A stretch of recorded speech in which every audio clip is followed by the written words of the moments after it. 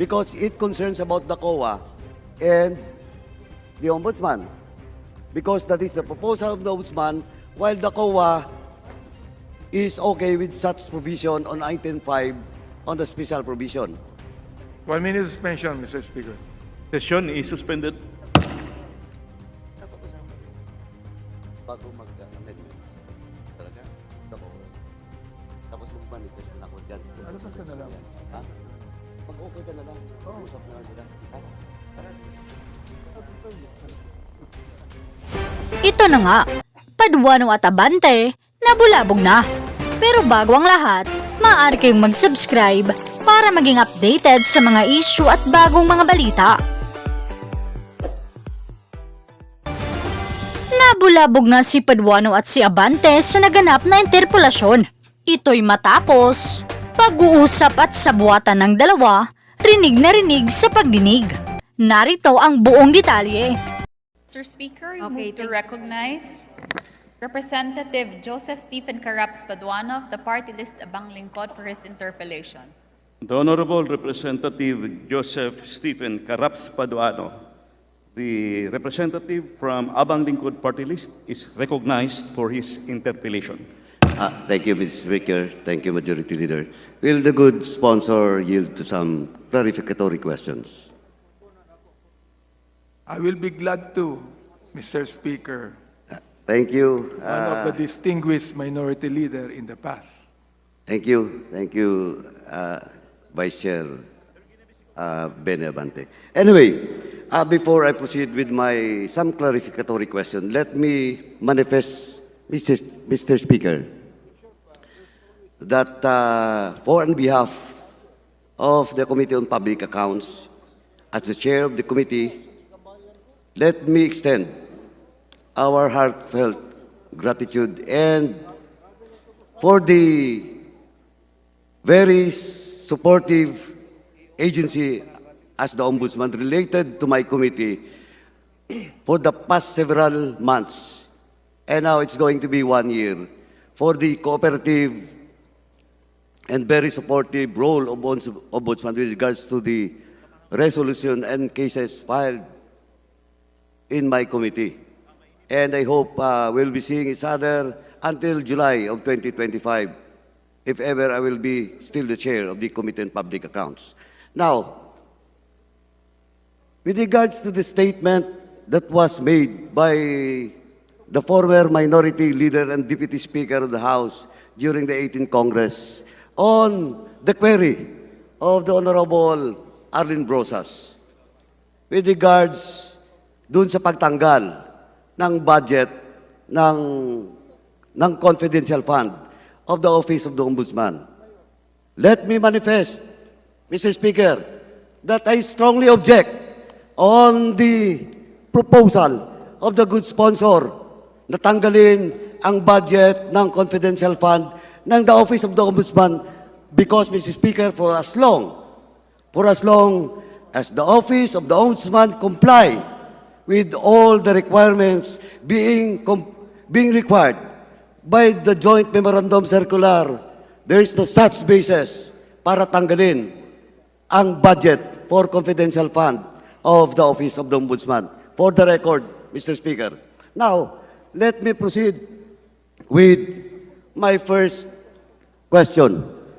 With regards to the statement of Justice Martinez during the budget deliberation in the Appropriations Committee about his suggestion to omit the specific provisions with regards to the COA budget, the item 5 of the of the National Expenditures Program with regards to annual audit report. But of course, during the budget deliberation, the Office of the Ombudsman slipped because he's referring to the AAR while he's stating about the EOM. Now, can the good sponsor clarify on this matter with regards to the statement of deleting or omitting the EUM? Not AOM. The AOM is the annual.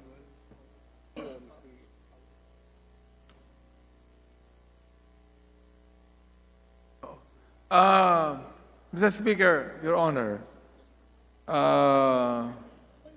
it has been made clear by the Ombudsman in the media that he talked about the AAR. AOM, Audit Observation Memorandum. So he's talking about the Audit Observation Memorandum of the COA. Not AR. Not the annual audit report? Actually, In the item 5? Actually, he is referring to the annual audit report, not the AOM. Not the EUM, but the annual audit report. Yes. On the item 5 of the COA special provision. Yes. Correct. And let me read. Allow me to read, Mr. Speaker, the exact wordings of the item 5 of the special provisions on the proposed budget of the COA. Submission of annual Commission on Audit report.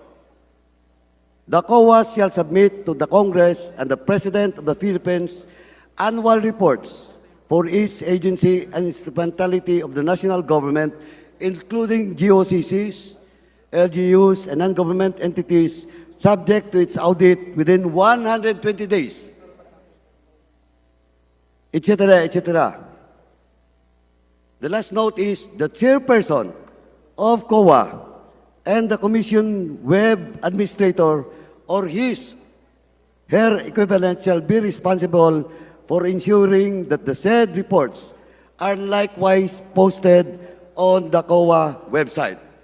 That is the exact wordings of the item 5 on the National Expenditures Program with regards to the special provision on the COA budget.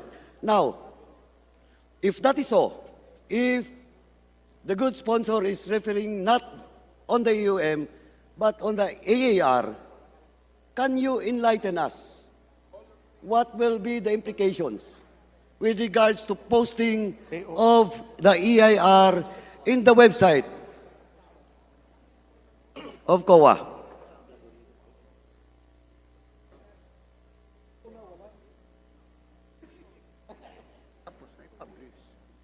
Well, Mr. Speaker, if there is still any question on the report, and it has not yet been established, no, the Ombudsman believed that it should not be published.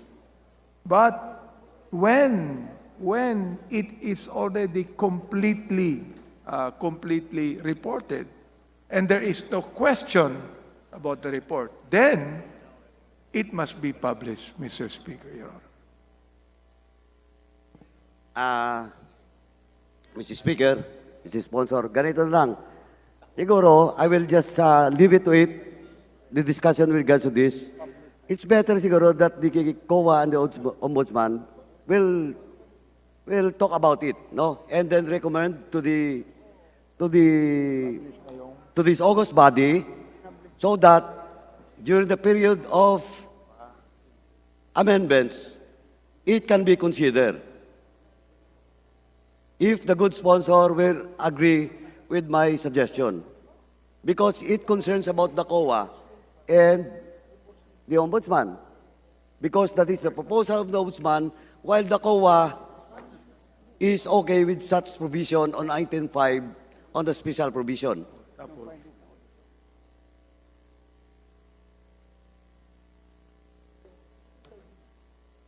One minute suspension, Mr. Speaker. Session is suspended.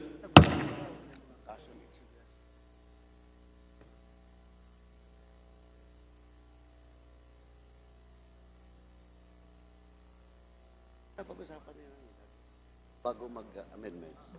Talaga, if the COA. Tapos mag-manifest na ako dyan. Alabas ka na lang. Ha? Alabas ka na lang. Pag-okay ka na lang, mag-usap na lang sila. Ha? Para at least.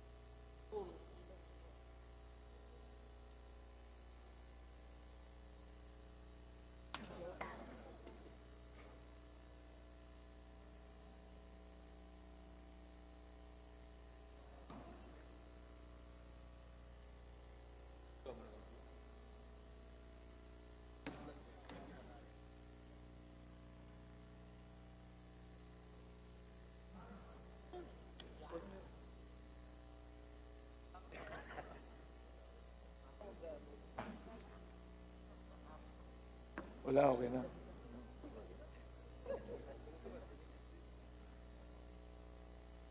Yan na, yan na.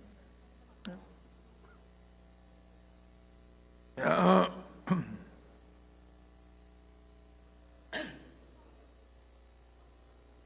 Session.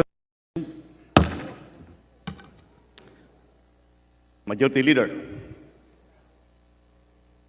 Honorable Majority Leader. The gentleman, sponsor, may now proceed. Yes, Mr. Speaker, I don't think that there is no more question on the query of my good friend, Congressman Paduano, because I fully agree with his statement, Mr. Speaker. Thank you for that answer, Mr. Speaker, ginong sponsor. And let me manifest na lang doon sa issue about the EOM and the AAR publication. Now, of course, the recommendation of the Office of the Ombudsman to remove the publication of annual audit reports must be carefully evaluated so as not to undermine the principles of transparency, accountability, and prudent governance.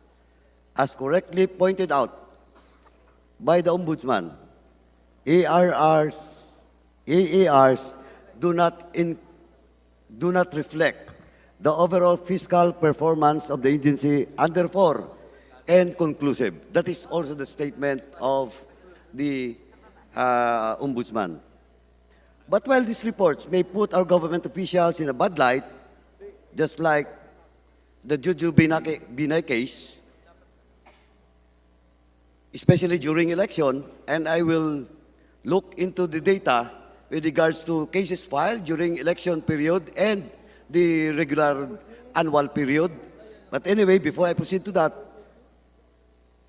foremost priority must still be extended to the public's right to be informed on the government's usage of public funds. Likewise, if we withhold certain audit information, it may exacerbate the government's reputation as people may perceive that we might be concealing certain transactions away from public scrutiny. Again, we should cautiously assess and determine the possible implications of the proposal to prevent erosion of public trust.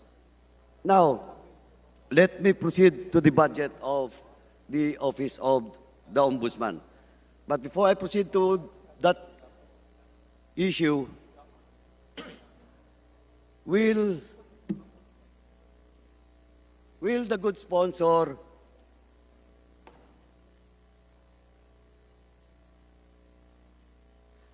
give us or give this representation in the august body with regards to the numbers of pending of cases filed every year, yung total complaints evaluated, evaluation rate, then yung cases for prosecution filed, and of course the conviction rate. Now, just give me during the 2018 to 2022 data. Why I'm asking this, Mr. Speaker? Because we need to look into this to justify the budget of the Office of the Ombudsman.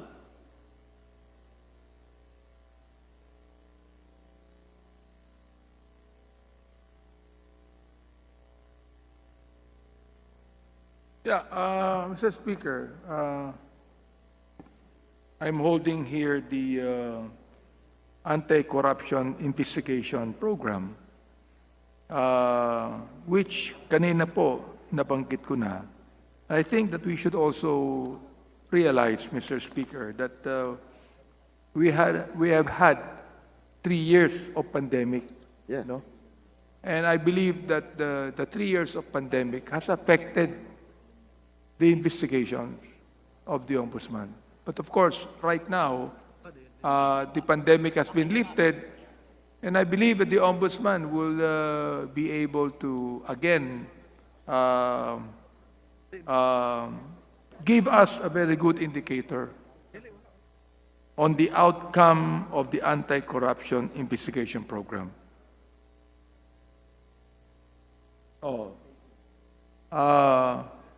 The office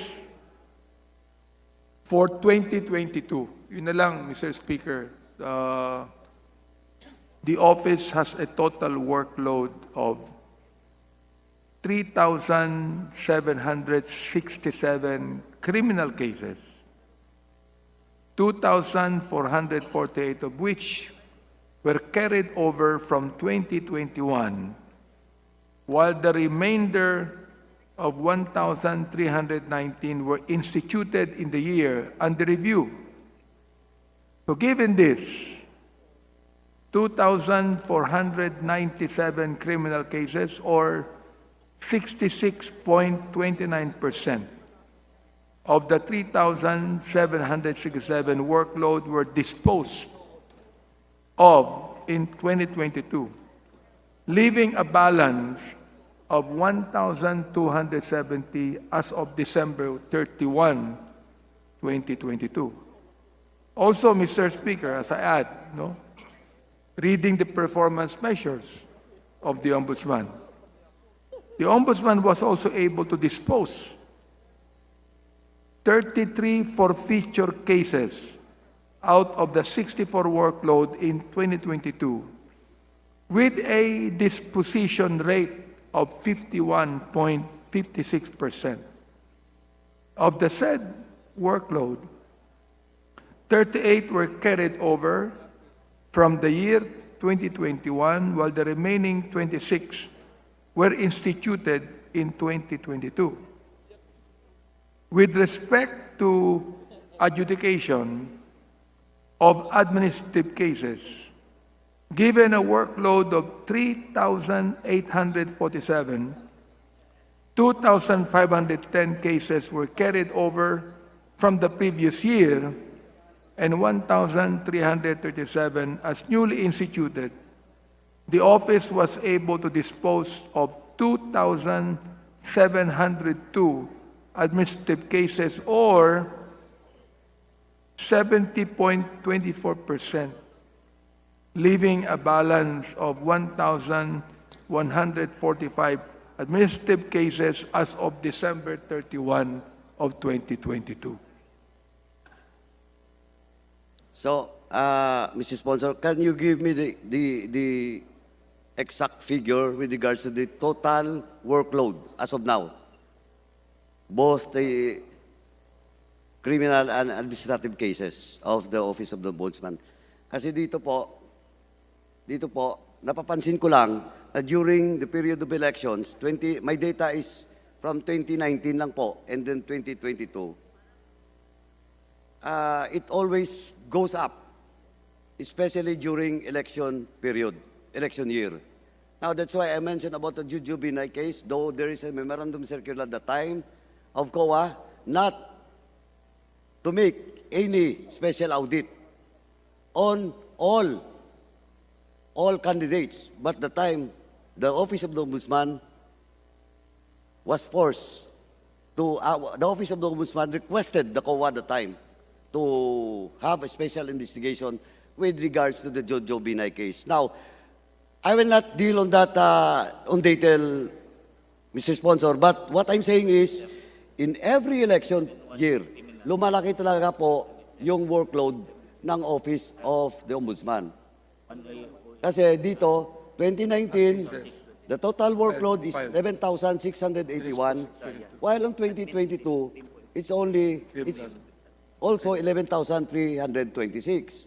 While in the previous years, the average is between 7,000 and 9,000 cases of workload. Yeah, Mr. Could Speaker, sponsor confirm this? thank you for that information. No? But in the first quarter of 2023, in the criminal cases, we have 1,871 filed and 607 have been disposed. While in the administrative cases, 1,808 have been filed and 622 have been disposed. Thank you for that information, Ginong Sponsor. Anyway, in relation to the performance... That would be, Mr. Speaker, from January to June. January to 6 June. months. Okay. of 2020. Anyway, kailangan pa siguro dagdagan pa yung confidential fund nyo para tumaas yung rate of disposition of those cases. Anyway, with regards to the budget of the Office of the Ombudsman for fiscal year 2024, the total approved budget in the NEP is around 4.98 billion, while the proposed budget is 6.72 billion.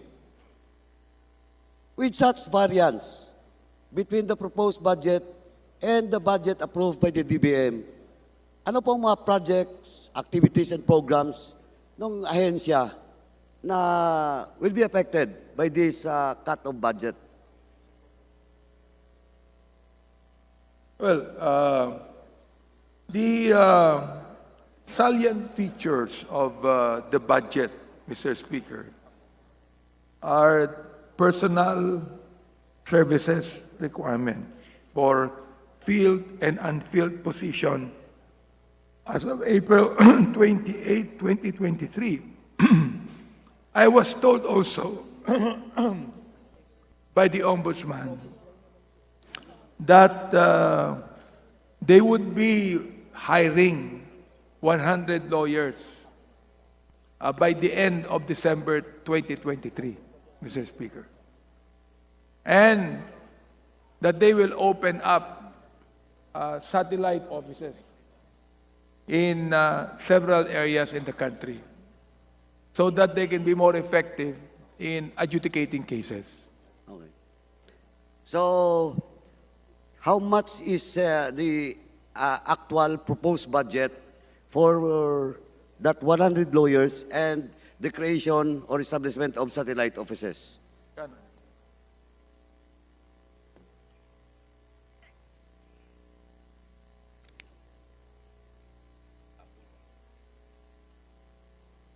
Well, the total personal services requirement for 2024 is 4 billion 103 million 47. So in this budget, that the 100 lawyers actually are included. So, the 100 lawyers is included on the budget proposed. Personal services. But this is around 2 billion. What I may say, if I will ask you the priority, of course, this is the priority project of Ombudsman that was last based on your proposed budget.